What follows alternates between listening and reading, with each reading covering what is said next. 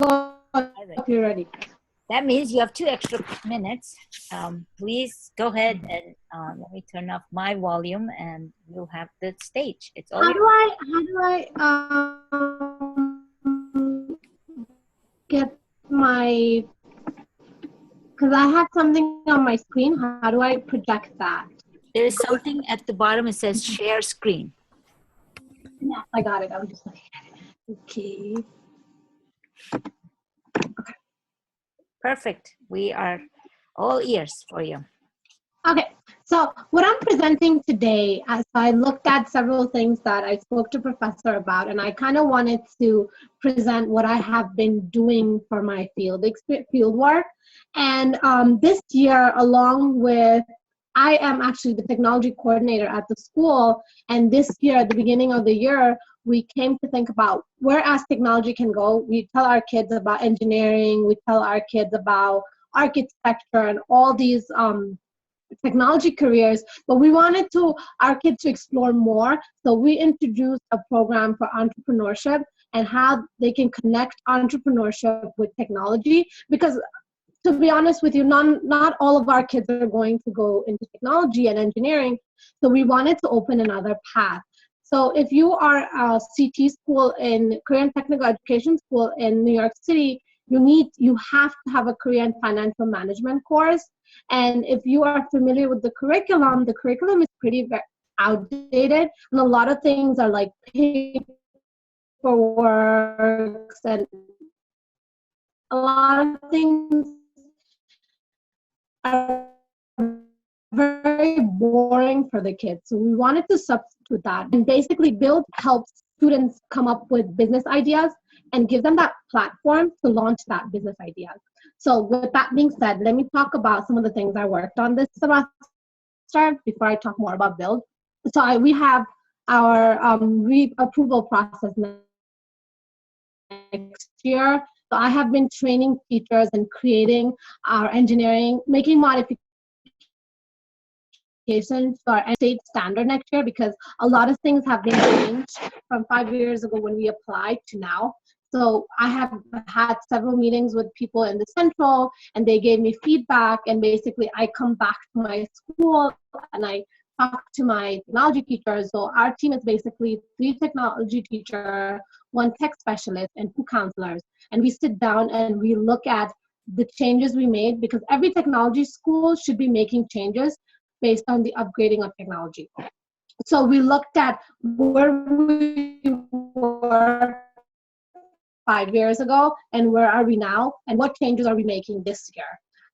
So at the same time, our main focus this year as well is advertising our school, because we have been doing a lot of things, but a lot of people don't know about us, especially, and our ratio of females, we have 80% boys, and so we want to interact with the middle schools and try to get, if we can, interest more females into our field, because we feel like they don't hear about us, so they don't know about us. So school website for advertising.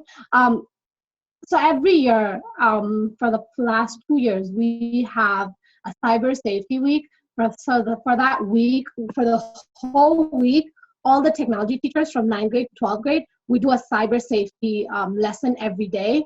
And those are very interactive, and we involved our students, and then at the end, they get a certificate. So of course, we don't want to do the same lesson every year, because it will lose the purpose, because kids will not be interacting. So we have a meeting. So I train all 4 teachers, and we go through lessons and curriculum that are interactive. So let's say Snapchat wasn't probably that popular last year than it is now. So what kind of issues come up in Snapchat now versus Facebook was very popular last year? So it's kind of like changing with the time and changing with every year to keep up with the kids, because to keep their interest is very hard, as we know. And especially high school kids, if they're not interested, they're not going to show up. So with that Build program, I get 5 mentors who come into the building every Tuesday. And these mentors are entrepreneurs. One of them works in IBM. They're all from the industry. But the thing is, they come to school and they have no idea how to interact with the kids, because they don't have that platform and they want to help out, but they don't know how to. So I've been working with the mentors before they come in and provide training to how to blend in with the students, because a lot of them, they're from business world. They want to know what the goal is today. They want to have a set project that they're working on. And for most of our kids, it's to have a mentor is a lot. To have someone to talk to is a lot, because the population I work with, most of them come from families with single parents. They don't see any adults. So the idea of having a mentor at that time, for me at the beginning, was just for them to have someone to talk to, for them to be comfortable with someone. So I had a lot of problems with the mentors, because they were like, we're coming in and we're just talking to the kids. What are we actually doing? Are we benefiting them anyway? So for me, I had to break it down to them that they have to get comfortable with you guys first to allow you guys to help them. So it took me a lot of time, and it took me a lot of training with the mentors, because those mentors weren't teachers and they had no such background. So it took them a long time to get used to our kids. We're also launching a computer science sequence. This is our first year. I started teaching AP Computer Science to complete the sequence. Next year, we are hoping to apply for the board to get our certification. So I have been mentoring the other teacher who teaches the two of the courses, and we're actually interviewing people to hire one more person, so we have a solid team so we can apply next year. So I'm teaching 3 courses at this time, and it's not fun. And last but not least, I've been working with a lot of middle schools. So we are doing high school fair, open houses, and presenting. I went out to a middle school and presented about mostly in technology, because our focus is to get more girls in technology. And I think when my principal did hire me, she wanted to show that there were more girls in technology, and just so that way we can promote that technology is not just the whole inequality we have in technology, and especially our school. If you come, you see a bunch of boys in every classes, and we wanted to kind of create that diversity. I don't know if we're there yet. This year was definitely better than last year, but we're continuing to work hard and see if we can have more girls in the school. So working with Build, past this Monday, we actually had our first showcase, which was students worked with their mentor to come up with the best business idea. So each group had the opportunity to present in front of judges. So it was 4 to 5 judges, and all these judges were from the industry. And they came in, sat down, and each pair presented their top business ideas to the 4 or 5 panel of judges. And they were able to get feedback from them, and the judges asked them questions. So we had to prepare them for questions. And these are 9th graders, so they have never presented in front of people. And now this is the time they are going in front of people, presenting to be funded for their business idea, because they'll be launching in April. The winning idea will be launched in April. So for that, it was a Shark Tank theme. So they had 2 minutes to just go in front of a group of people and present their idea. So after that, we had 8 teams that won the challenge. And the whole process was really good, because, and to see some of these kids that you see here have never spoken in front of people. Some of them are new to the country. And to come in and be able to work with a group of people that they didn't even know, and present in front of a group of people that they have met for the first time, and how professionally they have tackled the questions, because they're 9th graders, so a lot of them did not come prepared, and for them to dress up, stand in front of an audience and answer questions, some of them they didn't know. For me to see that the way they handled the question, it was a lot. And where they take this now, so they're already thinking about creating their business team, and they're telling their peers. Now they know that their friends are not basically, just because you're friends with somebody doesn't mean that's your best business partner. So they're like, you have to come to school, man. If you don't come to school, you can't be on my team. I need more motivated kids. So that's what I'm working on. We're hoping to go to semifinal in February, and then finals is going to be in June. That's it. Thank you so much. This is really, really impressive. When the kids come up and present, it's better than adults. I mean, I'm so proud of you. Keep up the good work. Thank you. I open up for questions. Rachel, do you have any? Right now I don't have questions, but this is just really impressive. That's really exciting to see. Thank you. And today I was lucky enough to see a few other good presentations, so I hope you'll have a chance to go back and zoom through some of the good presentations from earlier presenters.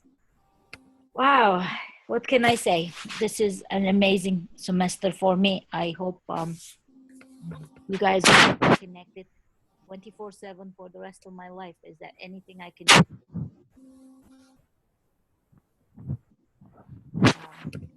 IT with me, I am so proud of you. The other thing I want to encourage you to do is to publish, because until you put these things into writing and it's put somewhere, it's still an idea that only a few people shared. So hopefully you will be encouraged to put this into a newsletter, on a website, or let me know, because for instance, Tanya, if you're interested, we can go to a conference together next year to present your students' work. So I'll be happy to. I wanted to email you, Professor, because because this is the last course and a lot of people are graduating. If you know anybody that's looking for a job, please let them know, because we are hiring at this time. Ooh, that's it. Please send me that little blurb, like your school information, what kind of job openings you have. I'll be happy to start posting and sending to my other colleagues. So that would be lovely. Because I have been trying to reach out to everyone I can to get people, because you know how hard it is to get somebody in touch. Not only somebody, there are so many people, but at the same time, wouldn't it be nice someone from us and you can trust, you already know that it has a good quality education in the background. So that's perfect. That's true. Thank you. See, let's stay connected. And Rachel, are you ready to go next? Sure. Is it okay that it's before my time? It just worked out better to come earlier. Absolutely. That's okay? Okay. Sounds good. Let me get it up here. But we can also wait for you if you need. No, I've just got to figure out, I got to put this in present mode and make it work with here. Sorry, 1 second. I'm not used to this sharing screen with this program. I am just uploading the previous presenters onto YouTube. It must be a very, very big file because it keeps uploading. Yeah, sorry, my computer's frozen. 1 second here. No, take your time. Okay, let's see. Here we go. Okay, share screen. And let's put it on my presentation. Can you ladies see it? Not yet. One more time.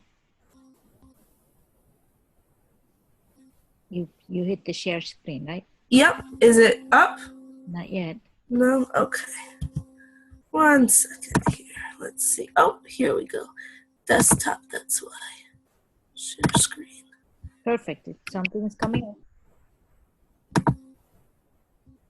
Okay, sorry about that technical glitch there. So I decided to share some of the highlights from my overall portfolio, and strangely enough, a lot of them aren't what I was doing this semester, but I'll talk about that a little as well as I go through.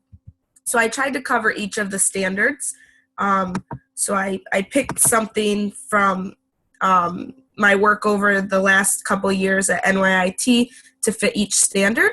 And so the first standard, the visionary leadership, I chose the instructional effectiveness evaluation plan that I completed last spring after doing a concept map and doing a needs assessment, then I came up with this instructional effectiveness evaluation plan. And this was the evaluations course for NYIT. And it was probably my most frustrating course that I've taken so far, well, that I took for this program, because professor really had us learning as we went. And there wasn't a lot of direct instruction, which frustrated me because it was all very new to me. But I think I learned the most from that course, and I realized that as I went through my portfolio, because I had to learn on my own as I went. I made a lot of mistakes, but I was able to, learn a lot from those mistakes. So through the instructional effectiveness evaluation plan, the focus for my school, we got 3 new laptop carts this summer as part of a grant. So I really focused my needs assessment on, when we get these new laptops, what do you need? What training do you need? What resources are you looking for? And a lot of it was based on, they wanted resources to use during for individual use during work time and during station teaching, because my school is very big on station teaching. So I wanted to develop a plan to make sure that laptops were accessible in the scheduling of them, as well as access meaningful professional development, which is very important, especially we have a young staff, but they're not really comfortable integrating technology into the classroom. And I already have a teacher team cycle planned for math resources. We haven't been able to implement it yet, but my principal said it will happen this spring. We got a totally new math curriculum, so we're really focused on that right now. But since this will tie in with the math, he said that he would love me to do about a 6-week cycle along with another teacher who would be she's trained to facilitate, but I would do the technology portion. So I'm excited to be carrying this out in the spring. Then for teaching, learning, and assessment, I chose a unit I created for my first NYIT course. And I chose this because it was coaching teachers in model and design implementation of technology enhanced learning experiences. And I felt this fit it well because this was an actual unit that I taught when I taught 2nd grade. But I took my unit from the first year that I taught, and I added these technology pieces in the 2nd year. So I was using the curriculum, but I was just adding and enhancing. And the kids really took to adding the technology. When I taught 2nd grade, I taught 32 students in my class. It was an ICT class, but we had 14 students with IEPs and probably 10 more that should have had IEPs. So including this technology helped, first of all, engage them, which was really important. It helped motivate them. And we saw increased awareness of their, especially mathematical facts related to money and their excitement for it. So I saw from my first year to my 2nd year, part of the improvement was my teaching overall, but another part was including the technology. For teaching, learning, and assessment, as part of a course over a summer course, we had to come up with a way that was research-based to help struggling students with reading. And I thought back again to my 2nd grade class because I currently teach pre-K, so it's a little different. But when I taught 2nd grade, I only had 6 out of my 32 students on grade level. And one of the biggest challenges was being able to even retell a story. So I created this retelling video, and it first uses the Ninja Turtle and its video clips. So first they're retelling what they see in a movie clip, and then we take it to this book. And I found that really important because we always used to say, man, if they could retell a story like they tell me what happened on a TV show, we'd be all set. So I wanted to this video includes 2 movie clips, and I stop at different points and ask questions like, what's the setting? Who are the characters? And then after they've done this 2 times with movie clips, we take it to a Ninja Turtle book. So I transferred the characters, they're familiar with them, to a book, which I thought especially my boys would really love because they love Ninja Turtles. I never was able to actually implement this myself because I created it last year as a pre-K teacher, but I have sent it to a few of my friends at my old school, and they said that the kids really enjoyed it, and they wanted to know how to make one themselves. So that was really successful, and I feel like I would do more of these using, I use Screencast-O-Matic. I'd like to do that more often to make kind of learning modules. Doesn't have to be necessarily following the curriculum, but using the same skills with characters and books that they enjoy more than maybe what's given in my curriculum. For digital age learning environments, one of my favorite things I learned about through NYIT courses was Symbaloo, and I use it for so many different aspects of my personal life and teaching. But I had used Symbaloo to organize materials for a PD on screencasting. And I also used it when I worked and mentored my first grade teacher for a restaurant project-based learning unit. And the great thing was this screencasting PD was for adults, and it's helpful, but this restaurant project-based learning Symbaloo webmix was actually for students, so they could access materials. And I've been doing this year as part of my practicum, I've started a Tech Tuesday, and once a month I have parent workshops, and all my information for each parent workshop I put into a web mix so that they can then access later, and all the materials are in one spot. And another thing that I took from my portfolio was this professional learning board, because we have so much information that we've already put together. We made so many tutorials through our time at NYIT. I wanted to organize them in one place. So I used Padlet, and I just put all of the instructional videos that I've made, all the videos I've made for my school. And this is a great way for continuing professional development that they can just log into when they want, and they can look up different tutorials. Many of these, of course, you can also look on YouTube. When I was learning how to make a Google website for my school, I YouTubed a lot, but you could also make one very specific to the needs of your school. And I plan to do that as I continue this year, as I've taken on a much bigger tech role at my school. And for professional development and program evaluation, so I conducted the needs assessment as part of the NYIT course, and I used Google Forms to help me gain some of my information. It was very helpful. I love Google Forms, but one of the frustrations was we're a very small school. We only have 20 staff members, but only about half of them filled out the survey, which half is great, but I wanted it to be more. So I said in the future, if I was to do another needs assessment, I might conduct some interviews, so I could get, since there's only 20 of us, I could get around to doing interviews maybe instead of the Google form, to ensure that everyone takes the time to do it. For digital citizenship, standard 5, at my school, my current school, we use Google Calendars to help us organize our laptop schedule, which is even more important this year since we have 4 of them now. And it seems to work really well because we can access it from home, from school, anywhere you're lesson planning. You can sign on to the school-wide Google Calendar, and you can see if the laptop part is open.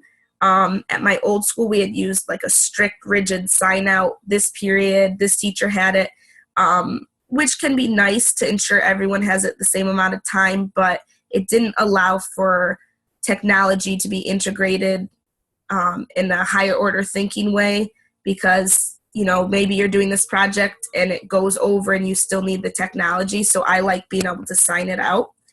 And then for coaching standard 5, digital citizenship, as a pre-K teacher, things are a little different. I'm not going to have my kids blogging or anything because they can't write yet. But I created this program for the multimedia authoring course I took at NYIT, and it was called Greetings from Around the World, and you can click on these links. But this is, I taught students about different countries and different cultures, and the program teaches them how to say hello in 13 different languages. So the kids could click on the different flag, and they learned about the animals of that country, the food of that country, how to say hello, and it was all very interactive. And I implemented this last year with my students, and they had a blast doing it, and some of them are requesting it this year, so I have to put it on more computers. And then for coaching standard 6, content knowledge and professional growth, I took part of my reflection for the last week of our course. And I really realized that I need to start seeking more opportunities to grow and develop as a technology coach and a leader. I've taken on a lot of roles in my school, but I still need to seek those outside opportunities to grow more, because I do that as a pre-K teacher, but I need to take more time and develop my skills as a coach, because I would not yet feel comfortable maybe taking on the role of a coach. I need to find kind of a mentor coach, and I want to learn from them so that I will, maybe in a couple years, maybe a year after being mentored, feel ready to take that step. So I know personally I need to seek more opportunities to develop those skills. And that's my presentation. Thank you. Very well done. Thank you so much. I really appreciate putting together, and you're actually exactly 10 minutes, so that's perfect. Fantastic. Good. Any questions, any comments, suggestions? Because when you said we need to grow, you're absolutely right. We all need to grow together. And if you want to co-present, go to conferences together, actually, I would like to do a project called eVillage Project at NYIT to bring people together and teach one thing. And it's like a little conference thing, and we'll get you nice food. And it's a time to really, explore some of the tools we are collecting in the campus. And as well as if you have something that you would like to bring, we can do some mini presentations open to public. So if you're interested, well, there's so much room for growth. And I am hoping you'll join me because last 4 years I presented 80 conferences, national and international. And I care so much about professional growth. I think it's so much so that my husband is tired of my traveling. So join me, my passion. So thank you so much. Thank you. I just wanted to say I really thought the storytelling idea was really great. Being a high school teacher, I've never seen how technology was used in elementary school. I've always wondered that, because you know how their attention span is, and they get really distracted with technology. So it's really cool, and it sounds really fun, actually. There's a lot of great ways to use it, and I'm still discovering those, and I have to admit I'm still trying to implement them. I'm struggling with pre-K because I'm trying to get them to interact with each other more so than technology, but I'm having fun with my first grade teacher that I pair up with. Sounds like fun. Perfect. As we're waiting for the 8:10 presenter, if anyone would like to jump in and start presenting. Brian, I saw you're presenting tomorrow, as I can see on the list, but James is coming up after Katie. Yeah, so I'm gonna present tomorrow. I just came in, jumped in, just wanted to see how everyone was presenting. It's a low-key presentation, so it's nothing Can you hear me? stressful. We're just sitting, eating our pizzas and sitting in our PGs. So it's a fun day to celebrate your work and to remind you once more that I am connected with you 24/7 for the rest of my life. I hope to continue our great collaborations, great projects we started working together. So please feel free to email, call. I'm actually going back to Azerbaijan on the December 20th, but I'm still around in person in terms of phone call. After that, my phone number, my cell number is my WhatsApp number, so you can actually WhatsApp me. Cool. And I'll be back in January 11th for sure, and can't wait to take my chair position and make a difference at NYIT, one student at a time. Well, join me. All right, Katie is always running on the traffic as far as I know, but James, if you want to pick up the put on and go ahead until she comes, that would be nice. Sure, I'll absolutely go. I was just finishing getting everything opened up here, but I should be all set. Go ahead and share my screen.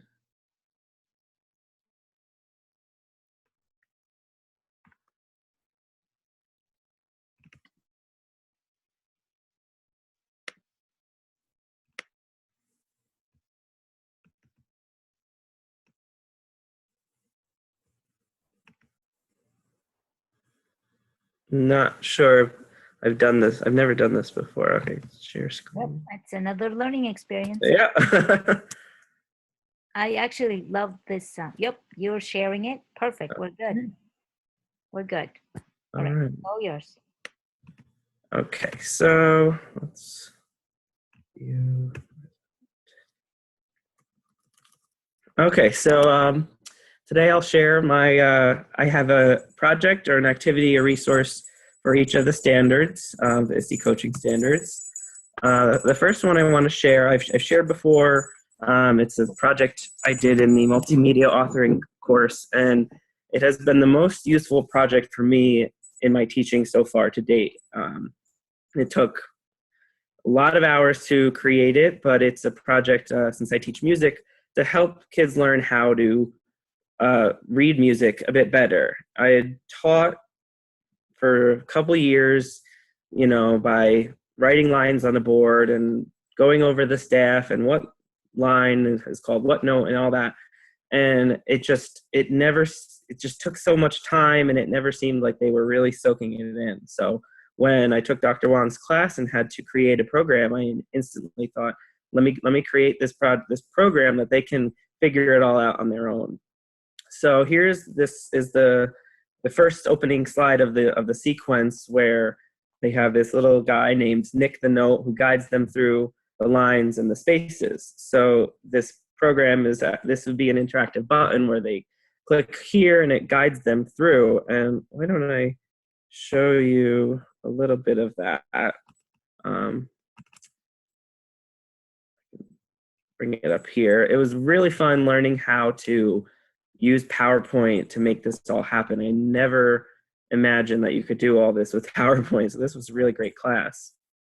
And another thing that I really liked about, you know, actually doing this is the way that I was able to assess my students is, you know, unlike anything I've ever done before.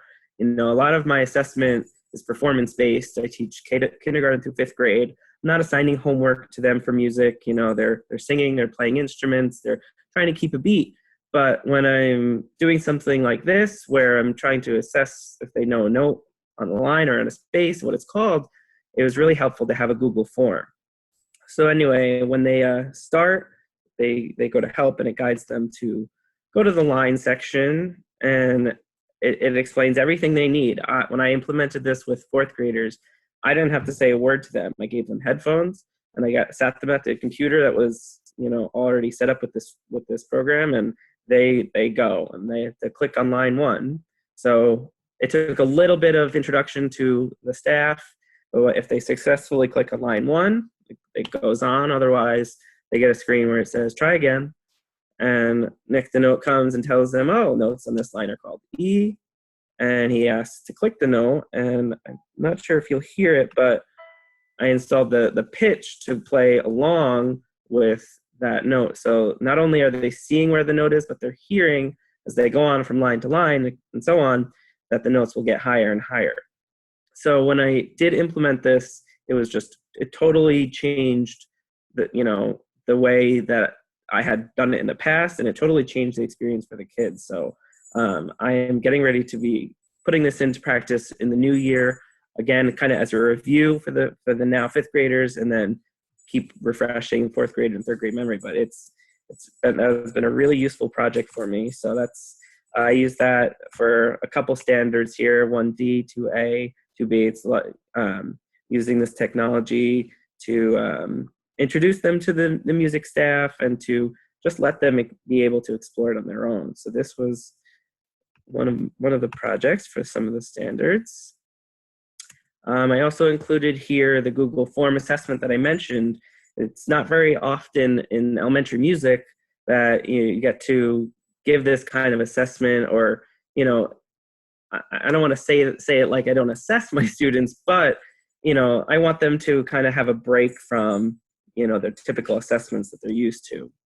Having said that, the data that I got from this project was really, really informative. I was able to analyze, the students who answered this question, and see exactly that over 90% or about 90% of the students were, knew that one correctly. And the breakdown that it gave me for each of the questions was really helpful for me.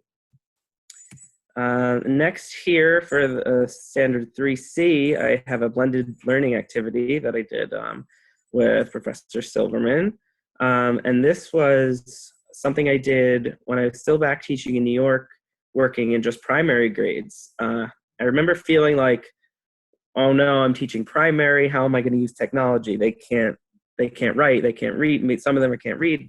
But I quickly learned that that's just not the case. They're growing up with technology at their fingertips. So this project, they were super excited every time they came into music. They were saying, well, what technology are we going to use today? Because before that, they hadn't had much experience using technology with music. So this was a hybrid of, using some digital tools and using some typical music instruction and putting it together. It was a project-based learning activity where I made this fake letter from Hal Leonard Publishing asking students to put a twist on traditional songs like Twinkle Twinkle Little Star and like Hot Cross Buns and those simple tunes, the ABCs. And we explored tempo and dynamics and how all these little subtleties can change the mood of a piece and change the way it makes us feel or makes us sound. So it was a unit on expression, but the technology definitely took it to that other level for the 21st century learners. Next up for standard 4 for professional development, also with Professor Silverman, I absolutely love Professor Garfield and the emphasis that course, one of his courses put on Professor Garfield. I just thought there were so many things from all of these areas: play, read, create, explore. And after the course, I realized that they've updated and they have a whole section for STEAM, which as an arts teacher is something I feel very strongly about. So this was a PD I planned for it was about 11 hours stretched over a week or 5 days to let teachers explore each of the sub areas on Professor Garfield, find a way and test the resources out and decide, is this something I could use or is this something that maybe isn't appropriate for my grade level, and then be able to implement the ones into their classroom that applied to them. And then for standard 5, I have an acceptable use policy I created when I took the social media course. When I was making this policy, Professor Manaya asked us to, find an acceptable use policy at our school or in our district. And I searched on the website, I asked around, and I couldn't find one for my school. And I found that kind of strange, that there wasn't something, readily accessible on the website or anywhere really that had, the acceptable uses of technology in general for teachers or for students or anything. So this was a kind of working from scratch for how it applied to my classroom and for using social media, but really how technology can be used. Any kind of technology should be used in the classroom, what sort of consequences there would be if a student isn't following the procedures.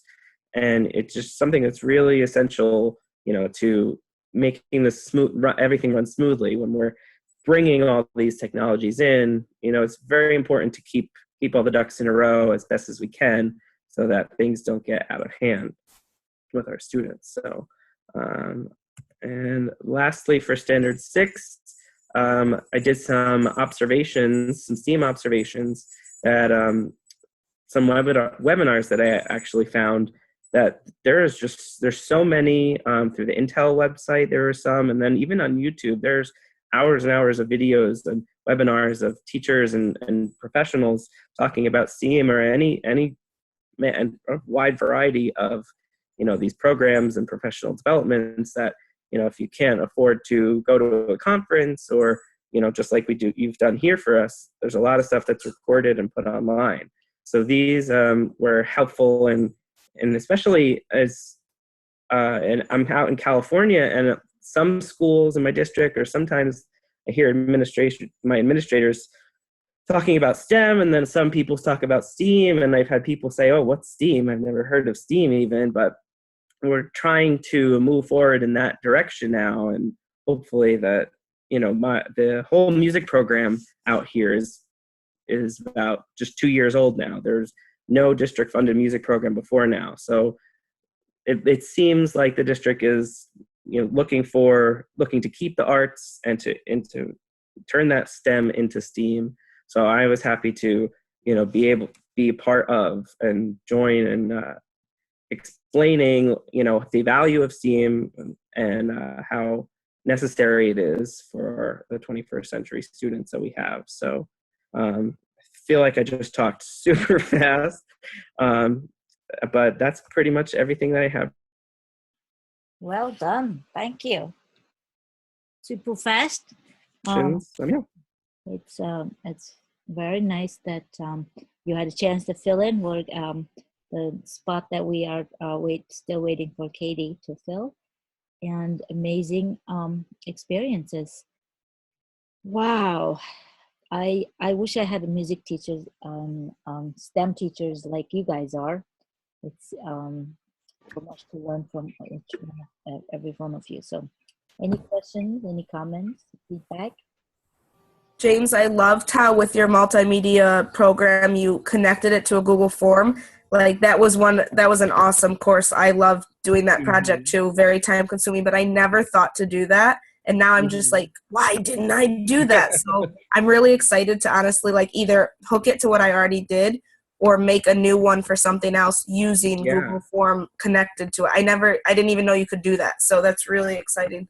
Yeah, at the end of that program, they had a little informal assessment as they went, just to cover everything. But I wanted something more concrete to show me, so as a representation of, are they struggling with this note or with this concept. So that was, and just outside of that, it's just not something that I have done much, to be perfectly honest. But it kind of showed me that that's applies to me too, and that helps me as an educator, and can help them too, my students. Yeah, that's awesome. Thank you. Yeah, I actually, James, I remember when I did that course. I think I was in the course with you actually, and I remember seeing your program was a very clean and like just an excellent program. I really enjoyed that. Thank you. Yeah, it was a lot of work, but I had it was a lot of work on my end too. Yeah, a ton of work, but worth it. Yeah, definitely. Again, I want to repeat myself. I did it to previous groups. All your wonderful work, you need to get it published. Put it somewhere that get you your name and your distinction and NYIT out there, because that's one of the things that graduate students supposed to do, right? They are supposed to disseminate the knowledge that you've been developing and products that you've been presenting. But one thing we forget, we are educators, and we keep telling ourselves, I made this for free. I'm not asking you to go ahead and make tons of money. I hope you do too. But don't forget, you are also edupreneurs. Find ways in which you can get your products out there into the hands of others in terms of knowledge, but also doesn't hurt to be an edupreneur. So keep up the good work, but don't forget to advertise yourself and put some publication out there, please. If you need help in terms of getting your presentations out there and you would like to co-present, let me know. I love going to conferences, and I hope to co-present with you some places. Sounds good. I'm actually invited to several places already, so it's very exciting. Too many exciting things coming up in the spring. Just like how I had an exciting fall in Azerbaijan. So I am so grateful for the opportunity, and thank you for being there for me. I'm still hoping that Katie will join us shortly. We'll give her a few more minutes, and then I'll ask her maybe to present tomorrow. Okay, according to list, we all presented, right? Yeah. Okay, yep. Until tomorrow, 6 o'clock, we have to say goodbye. I guess I will post the recordings again under our Zoom. So if you're interested in hearing what others presented and how they presented, you're welcome to take a look. Oh, I had a very interesting day today. I went to NYIT for a meeting, and I couldn't lock my door, and I realized the battery in the key just finished, and there's no warning. Oh no. And I have a car that's I cannot lock, and I have a meeting to go. So I chose to go to meeting with the car that's not unlocked. And I said, what am I going to do? Okay, I'll take a bus. It was so cold that I took the bus, came home to get the extra key. But in the meantime, I said, let me just go to a store, also get the battery, because what if the other key doesn't work, because I can't test it until I go to school. So I went to Target to get the extra key batteries. So I went and attended another meeting, which had to be in another building. So I asked a colleague to drop me off to the parking lot. And I said, if it doesn't work, I don't know what to do, but I have 2 keys and 2 batteries. And so I came home right in time for the presentations tonight, but my throat hurts so much. I hope I won't be sick tomorrow. All right, after listening to me for my tragic day, I hope you'll have a healthy, happy, and the most successful semesters ahead of you, projects ahead of you. I am so delighted to meet you, and whoever presented today, I'm telling you, you got your 5 points to go, and I will update your points as I'm looking at your work. If you need to double check with me your grades, or if you have any questions on the grade sheet that has some discrepancies, please email me, WhatsApp me, call me. Until Tuesday, I'm still here in the US, and then you can WhatsApp me in the Azerbaijan. And please stay connected. That's all I can say. We're all connected to each other biologically, chemically, atomically, as well as electronically. So make sure stay connected. Thank you. Thank you. See you tomorrow night. Oh, yes. Well, some of you are coming back again. I'll be back. If you have time, please, the rest of you also join us. Thank you. Thank you.